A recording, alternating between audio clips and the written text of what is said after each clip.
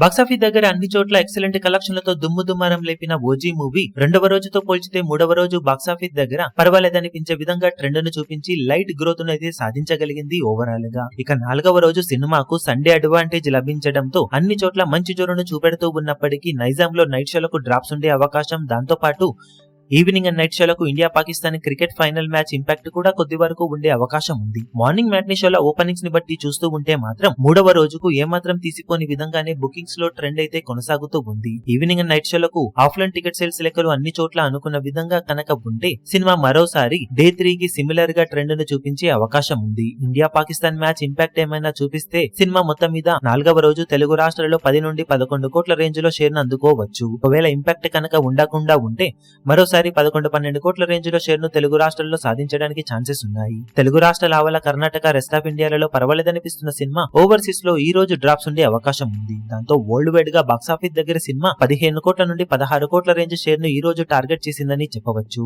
Evening and night షోల trend ను బట్టి ఆ మార్కును అందుకుంటుందా లేక ఆ మార్కు లోపు కలెక్షన్ అందుకునే అవకాశం ఉంటుందా అనేది చెప్పగలం. ఓవరాల్ గా నాలుగవ రోజు కలెక్షన్లతో చాలా వరకు బిజినెస్ లో రికవరీని సాధించబోతున్న సినిమా వీకెండ్ లోనే 80% కు అటు ఇటుగా రికవరీని సాధించడం ఖాయంగా కనిపిస్తూ ఉంది. ఇక వర్కింగ్ డేస్ హోల్డ్ ను బట్టి సినిమా దసరా సెలవుల్లో ఎలాంటి జోరును చూపెడుతుంది అన్న దానిపై బ్రేక్ ఈవెన్ ను దాటేసి లాభాలను ఎంతవరకు సాధించగలుగుతుంది అనేది చెప్పగలం.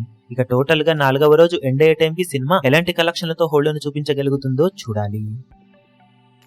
ఈ వీడియో మీకు నచ్చినట్లయితే లైక్ చేయండి, షేర్ చేయండి, ఛానల్ ను సబ్స్క్రైబ్ చేయడం మాత్రం మరవకండి. ఏ చిన్న అప్డేట్ ను మిస్ అవ్వకూడదు అనుకుంటే బెల్ ఐకాన్ ను ప్రెస్ చేయండి.